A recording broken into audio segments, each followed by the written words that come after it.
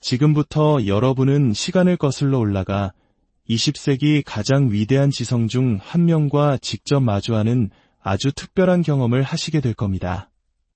이것은 단순한 영상 기록이 아니라 인류의 지적 유산이라 할 수 있는 황금빛 타임캡슐입니다. 1957년 스위스에서 나흘간 촬영된 분석 심리학의 창시자 칼 구스타프 융의 생생한 육성이 담긴 4편의 대담 영상. 당시 휴스턴 대학교의 심리학 교수였던 리처드 에반스가 심리학도들을 위해 이 귀중한 인터뷰를 진행했습니다. 융의 요청에 따라 분석가 조셉 핸더슨이 핵심 내용을 편집한 버전이 바로 여러분이 보게 될 영상입니다. 저희는 이 편집본을 다시 한번 복원하고 전체 대화록을 기반으로 시간 순서에 맞게 재구성했습니다. 녹음된 지 오랜 시간이 흘러 음질이 희미하거나 예곡된 부분이 일부 남아있지만 영상의 깊은 의미가 온전히 전달될 수 있도록 대화록을 바탕으로 정확한 자막을 제작했습니다. 당시 82살이었던 융의 모습은 놀라울 정도로 생기와 활력이 넘칩니다. 그의 표정과 목소리에는 깊은 연륜과 따스함이 함께 묻어납니다. 융의 사상은 철저히 경험적 증거에 뿌리를 두고 있으면서도 동시에 삶을 신비롭고 풍요롭게 만드는 미지의 깊이를 향해 열려 있습니다. 그의 눈빛에서는 마치 수은처럼 살아 움직이는 총기가 느껴집니다. 그것은 극소수의 사람만이 도달했던 인간 정신의 가장 은밀한 곳을 탐험하고 깨달은 자의 눈빛입니다. 그의 말 한마디 한마디에는 묵직한 무게감과 인간적인 온기가 공존합니다. 여러분은 한평생 아이디어와 씨름하며 그것을 삶의 도구로 벼려내고 살아 숨쉬는 실체로서의 상징과 마주했던 한 위대한 사상가의 숨결을 느끼게 될 것입니다. 시간이 흐를수록 융의 영향력은 유행을 넘어 조용히 하지만 더욱 깊고 넓게 퍼져나가고 있습니다. 그의 사상은 주류 학계나 거대 기관이 아닌 자신의 삶과 소명 속에서 그의 이론을 직접 증명해내는 개인들에 의해 이어지고 있습니다. 융의 아이디어는 책상 위에서 끝나지 않고 우리 각자의 경험 속에서 직접 시험되기를 요구합니다. 그것은 우리가 사용해야 할 도구입니다. 우리는 꿈과 갈등 속에서, 사랑과 일 속에서, 질병과 변화의 과정 속에서 그의 사상과 만나야 합니다. 융의 영향력은 심리학을 넘어 신학, 역사, 예술, 물리학 등 다양한 분야로 확장되었습니다. 이는 그가 인간이 상징과 운명이라는 거대한 주제와 씨름하는 곳이라면 어디에서든 나타나는 보편적인 패턴, 즉 원형을 다루었기 때문입니다. 이 여정을 시작하기에 앞서 하나의 핵심적인 실마리를 기억해 주십시오. 융에게 있어 정신은 실제하며 자율적이고 온전함을 향해 나아가는 존재입니다. 우리의 정신은 한쪽으로 치우친 것을 보상하려는 경향이 있습니다. 우리는 꿈, 직관, 의미 있는 우연의 일치, 신체적 증상, 기분, 그리고 우리의 주의를 끄는 상징들을 통해 말하는 무의식의 소리에 귀를 기울임으로써 개인적으로나 문화적으로 균형을 유지할 수 있습니다. 이러한 신호들은 고대인이든 현대인이든 모두에게 찾아오며 세심한 주의를 기울일 가치가 있습니다. 융에게 무의식은 단순히 억압된 생각들이 쌓인 창고가 아닙니다. 그것은 우리와 함께하는 창조적인 파트너이며 스스로 움직이는 새로운 생명의 원천입니다. 첫 번째 대담에서 융은 젊은 정신과 의사 시절, 단어 연상 검사를 통해 어떻게 감정 복합체를 발견하게 되었는지, 그리고 무의식이 어떻게 우리의 말과 기억, 행동에 개입하는지를 이야기합니다. 그는 프로이트의 위대한 발견을 존중하면서도 그 틀을 넓힙니다. 무의식은 단순히 억압의 부산물이 아니라 새로운 내용을 생성하는 창조적 파트너이며, 리비도는 성적 충동뿐만 아니라 배고픔, 권력욕, 호기심, 종교적 경험, 예술, 사랑으로 흘러들어갈 수 있는 정신의 전반적인 에너지라고 말합니다. 이러한 전환을 통해 그는 단일 원인 모델에서 벗어나 다층적인 에너지와 상징의 장으로 나아갑니다. 꿈과 신화는 더 이상 억압된 욕망의 위장이 아니라 모든 이미지의 원천인 원형의 표현으로 제자리를 찾게 됩니다. 두 번째 대담에서는 우리 모두가 사회생활을 위해 쓰는 가면, 페르소나에 대해 이야기합니다. 그리고 이를 의식의 중심인 자아와 성격의 더 깊은 핵심인 자기와 구분합니다. 여기서 그의 유명한 성격 유형론이 펼쳐집니다. 기본적인 태도로서의 내향성과 외향성, 그리고 삶의 방향을 잡는 네 가지 기능, 즉 감각, 사고, 감정, 그리고 직관을 설명합니다. 하지만 그는 유형론을 사람을 가두는 틀로 사용해서는 안 된다고 경고하며, 무의식의 열등한 기능이 의식의 우세한 기능을 보완하며 균형을 이룬다고 강조합니다. 또한 남성 속의 여성성인 아니마와 여성 속의 남성성인 아니무스가 우리를 사로잡기도 고양시키기도 하는 힘이며, 결국 우리가 의식적으로 관계를 맺어야 할 대상임을 설명합니다. 세 번째 대담에서 융은 정신 에너지를 물리학의 흐름과 기울기에 비유하며 정신이 어떻게 균형을 향해 나아가는지를 이야기합니다. 그는 신경증이 과거에 뿌리를 두고 있을지라도 근본적으로는 지금 여기에서의 잘못된 태도 때문에 발생한다고 말합니다. 이는 곧 현재의 태도를 바꿈으로써 치유는 언제나 가능하다는 희망의 메시지입니다. 또한 그는 의식이 놓친 부분을 보완하는 상징을 통해 무의식이 스스로를 표현하기 때문에 꿈을 다룬다고 설명합니다. 라인 박사의 초심리학 실험을 언급하며 인과관계를 벗어난 의미 있는 우연의 일치, 즉 동시성의 개념을 소개합니다. 그는 증거와 경험을 따르며 기존의 가정이 사실에 의해 도전받도록 열어둡니다. 마지막 대담에서는 훈련과 문화에 대한 이야기로 넘어갑니다. 융에게 심리학은 단순한 실험실 연구나 통계가 될 수 없습니다. 정신은 아주 오래된 이미지들을 통해 말하기 때문에 우리에게는 역사, 신화, 종교, 언어, 그리고 예술이 필요하다고 역설합니다. 그의 가까운 동료였던 마리 루이즈 폰 프란츠는 융이 언제나 이중의 깊이를 가지고 글을 쓰고 작업했다고 말합니다. 한 수준에서는 엄격한 과학적 관찰을, 다른 한 수준에서는 상징 그 자체와의 살아있는 관계를 맺었다는 것입니다. 여러분도 이 대담을 들으시면서 이성적인 탐구심과 함께 마음을 여는 자세로 과학적으로 그리고 경건하게 귀 기울여 보십시오. 그러면 그가 가리키는 깊이를 포착할 수 있을 것입니다. 그가 제공하는 것은 맹목적인 믿음의 체계가 아닙니다. 그것은 우리 각자의 진정한 참여를 요구하는 하나의 보는 방식입니다. 우리의 꿈, 우리의 갈등, 그리고 우리를 사로잡는 것들을 마주할 용기. 이 모든 것을 통해 우리는 우리를 붙들고 이끌어 줄 수 있는 내면의 중심, 즉 자기와의 관계를 향해 나아가게 됩니다. 만약 여기에서 무언가 당신의 마음에 와닿는 것이 있다면 그것을 당신의 삶 속으로 가져가 실천해 보십시오. 꿈을 기록하고 정직한 관계를 맺고 창의적인 작업을 하고 타인에게 봉사하는 삶을 통해서 말입니다. 만약 인간 정신의 깊이를 탐험하는 이 여정이 당신에게 의미 있게 다가온다면 구독과 좋아요를 통해 더 많은 분들이 이 지혜의 빛을 함께 나눌 수 있도록 도와주시길 바랍니다.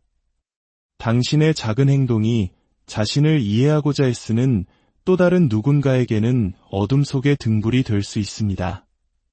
당신의 선한 나눔에 축복이 깃들기를 기원합니다. 그럼 이제 시작하겠습니다. 에반스 교수, 융 박사님, 박사님의 저서를 많이 읽은 저희들에게는 박사님께서 초기에 지그문트 프로이트 박사님과 어느 정도 교류가 있으셨다는 사실이 매우 흥미롭게 다가옵니다. 어떻게 프로이트 박사님에 대해 처음 듣게 되셨고 그의 연구와 아이디어에 관여하게 되셨는지 조금 말씀해 주시면 많은 이들에게 큰 도움이 될 것 같습니다. 칼 융. 네. 그건 1900년 12월의 일이었죠. 프로이트의 꿈의 해석이라는 책이 막 출간되었을 때였습니다. 당시 저의 상사였던 브로일러 교수님께서 제게 그 책에 대한 서평을 써보라고 하셨습니다. 저는 그 책을 매우 주의 깊게 연구했지만 솔직히 많은 부분이 이해되지 않았고 명확하지 않았습니다. 하지만 어떤 부분들에서는 이 사람이 자신이 무엇에 대해 이야기하고 있는지 정말로 알고 있다는 인상을 받았습니다. 그리고 저는 이 책이 분명 미래가 가득한 걸작이라고 생각했습니다. 그때는 저 자신의 아이디어 같은 것은 전혀 없었을 때입니다. 제가 정신과 클리닉에서 조수로서 경력을 막 시작했을 때였으니까요. 그 후 저는 실험심리학 혹은 정신병리학 연구를 시작했습니다. 분트의 실험적 연상법을 적용했는데 이는 미넨의 크레펠린 정신과 클리닉에서 사용되던 것과 같은 방법이었습니다. 저는 그 결과들을 연구했고 그것을 다시 한번 검토해봐야겠다는 생각을 했습니다. 그래서 저는 이 연상 검사를 시행했고 그 안에 중요한 점이 누락되었다는 것을 발견했습니다. 자극어에 대해 어떤 특정한 반응이 있다는 것을 보는 것은 그리 흥미롭지 않습니다. 그건 어느 정도 무의미한 일이죠. 하지만 흥미로운 점은 왜 사람들이 특정 자극어에 반응하지 못하거나 완전히 부적절한 방식으로 반응하는가 하는 것이었습니다. 그래서 저는 실험에서 피험자의 주의력이나 능력이 흔들리거나 사라지기 시작하는 지점들을 연구하기 시작했습니다. 그리고 곧 그것이 사람들이 생각하고 있거나 혹은 그 순간에 생각하지 않더라도 그들 안에 있는 내밀한 개인적인 문제라는 것을 알게 되었습니다. 즉, 그들이 무의식 상태에 있을 때조차도 무의식으로부터 억제가 일어나 말로 표현하는 것을 방해했던 것입니다. 이 모든 사례들을 가능한 한 신중하게 검토하면서 저는 그것이 프로이트가 억압이라고 불렀던 문제라는 것을 알게 되었습니다. 또한 그가 상징화라고 말한 것의 의미도 알 수 있었죠. 에반스 교수, 다시 말해 박사님의 단어 연상 연구를 통해 꿈의 해석에 나왔던 내용들이 박사님 자신의 생각 속에서 자리를 잡기 시작했다는 말씀이시군요. 칼 융, 맞습니다. 그 후 저는 당시 조발성 치매라고 불리던 지금은 조현병이라고 불리는 정신병의 심리학에 관한 책을 썼습니다. 그리고 그 책을 프로이트에게 보내면서 저의 연상 실험과 그것이 어떻게 그의 이론을 확인시켜 주었는지에 대해 편지를 썼습니다. 그것이 프로이트와의 우정이 시작된 계기입니다. 에반스 교수, 초기의 정신분석 이론에서 매우 근본적인 아이디어 중 하나는 프로이트가 리비도를 일종의 광범위한 정신적 성에너지로 보았다는 개념이었습니다. 물론 저희는 박사님께서 프로이트 박사가 그의 이론에서 성적인 측면을 다소 지나치게 강조했을 수 있다고 느끼기 시작하셨다는 것을 잘 알고 있습니다. 언제 처음 이런 생각을 하게 되셨나요? 처음부터 그런 느낌을 받으셨습니까? 아니면 시간이 지나면서 그렇게 느끼게 되셨습니까? 칼 융, 글쎄요. 처음에는 당연히 그의 개념에 대해 어느 정도 편견을 가지고 있었습니다. 그리고 얼마 후에 저는 그것들을 극복할 수 있었습니다. 저의 생물학적 훈련 덕분이었죠. 성적 본능의 중요성을 부인할 수는 없었습니다. 하지만 나중에 저는 그것이 매우 일방적이라는 것을 알게 되었습니다. 인간은 성적 본능에 의해서만 지배되는 것이 아니기 때문입니다. 다른 본능들도 존재하죠. 예를 들어 생물학에서는 영양 섭취 본능이 성적 본능만큼이나 중요합니다. 또한 원시 사회에서는 성욕이 식량보다 훨씬 작은 역할을 합니다. 식량이야말로 가장 중요한 관심사이자 욕망이죠. 성. 그건 어디서든 가질 수 있는 것입니다. 그들은 부끄러워하지 않죠. 하지만 식량은 얻기 어려운 것입니다. 그래서 그것이 주된 관심사가 됩니다. 그리고 다른 사회, 예를 들어 문명사회에서는 권력욕이 성욕보다 훨씬 더 큰 역할을 합니다. 예를 들어 발기부전인 대기업가들이 많습니다. 그들의 모든 에너지가 돈을 버는데 혹은 다른 모든 사람에게 법을 지시하는 데 쏠려 있기 때문입니다. 그것이 여성과의 관계보다 훨씬 더 흥미로운 것이죠. 에반스 교수, 그렇다면 프로이트 박사의 성적 충동에 대한 강조를 검토하시면서 다른 문화와 더 넓은 아이디어의 관점에서 생각하기 시작하셨고, 이것이 보편적이거나 1차적으로 중요할 만큼 충분히 보편적인 강조점은 아니라고 생각하게 되신 것이군요. 칼 융, 저는 니체를 연구했기 때문에 그것을 보지 않을 수 없었습니다. 저는 니체의 작품을 아주 잘 알고 있었죠. 그는 바젤 대학교의 교수였고 그곳의 분위기는 니체에 대한 이야기로 가득했습니다. 그래서 당연히 그의 작품을 연구했고 거기서 저는 완전히 다른 심리학, 하지만 그것 역시 심리학인 것을 보았습니다. 완벽하게 유능한 심리학이었지만 모든 것이 권력욕 위에 세워져 있었죠. 에반스 교수, 프로이트 박사가 니체를 무시했거나 혹은 니체의 영향을 받기를 원치 않았을 가능성이 있다고 생각하십니까? 칼 융, 그의 개인적인 동기를 말씀하시는 건가요? 글쎄요. 물론 그것은 개인적인 편견이었습니다.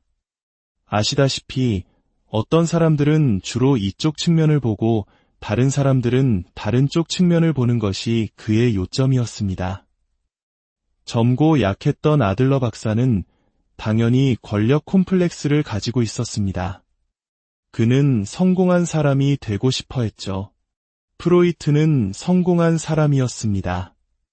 그는 정상에 있었죠. 그래서 그는 쾌락 원칙, 즉 쾌락에만 관심이 있었던 반면 아들러는 권력욕에 관심이 있었습니다. 에반스 교수, 그렇군요. 실제로 그것이 어느 정도는 그 자신의 성격의 함수라고 느끼시는군요. 칼 융, 네, 그건 아주 자연스러운 일입니다. 현실을 다루는 두 가지 방법 중 하나이죠. 이미 충분히 강력하다면 현실을 당신의 쾌락의 대상으로 만들거나 혹은 그것을 잡으려는 욕망의 대상으로 만드는 것입니다. 에반스 교수, 일부 관찰자들은 당시 비엔나에서 프로이트 박사가 진료했던 환자들이 종종 성적으로 억압된 개인들이었다고 생각합니다. 그리고 아마도 이런 유형의 환자들이 많았다는 사실이 프로이트 박사의 생각을 강화시킨 요인 중 하나였을 것이라고요. 즉, 비엔나 사회가 다소 억압된 사회였다는 의미에서 말입니다. 이것이 하나의 요인이었을 수 있다고 생각하십니까? 칼 융, 네, 그건 분명 사실입니다. 빅토리아 시대 말기에는 소위 성적 금기에 대한 반발이 전 세계적으로 일어났습니다. 사람들은 더 이상 왜 그래야 하는지 혹은 왜 그러면 안 되는지를 제대로 이해하지 못했죠. 그리고 프로이트는 바로 그 시대에 속한 사람이었습니다. 그것은 그러한 금기로부터 정신을 해방시키는 일종의 운동이었습니다. 에반스 교수, 그렇다면 그가 살고 있던 경직되고 억압된 문화에 대한 반작용이었군요. 칼 융, 네, 맞습니다. 그리고 그런 면에서 프로이트는 정말로 니체와 같은 범주에 속했습니다. 니체는 유럽을 많은 편견으로부터 해방시켰지만 오직 권력욕에 관해서만 그랬죠. 우리 도덕의 동기에 대한 환상에 대해서도 마찬가지였습니다. 그 시대는 도덕의 비판적인 시대였습니다. 에반스 교수, 그렇다면 프로이트 박사는 그것을 다른 방향으로 동등한 힘을 가지고 이끌어갔다는 말씀이시군요. 칼 융, 네, 그렇습니다. 게다가 성은 어느 정도 안전한 사회에서는 지배적인 본능입니다. 사회적 조건이 비교적 안전한 곳에서는 성욕이 우세해지기 쉽습니다. 사람들은 돌봄을 받고 직업이 있고 충분한 음식을 가지고 있기 때문이죠. 사냥을 하거나 음식을 찾아다닐 필요가 없습니다. 그렇다면 당신이 만나는 환자들은 거의 모두 어느 정도 성적인 콤플렉스를 가지고 있을 가능성이 높습니다. 에반스 교수, 그렇다면 그것은 특정 사회에서 가장 억제되기 쉬운 충동이라는 의미이군요. 칼 융, 네. 어떤 사람이 권력욕을 가지고 있고 그의 성은 오직 권력의 목적에만 봉사한다는 것을 발견하는 것은 거의 기교에 가깝습니다. 예를 들어 매력적인 남자가 있다고 칩시다. 모든 여성들은 그가 모든 마음의 진정한 영웅이라고 생각하지만 그는 권력의 악마입니다. 돈 후안처럼 말이죠. 여자는 그의 문제가 아닙니다. 그의 문제는 어떻게 지배하느냐 하는 것입니다. 그래서 성 다음에는 권력욕이 오는 것입니다. 그리고 그것조차 끝이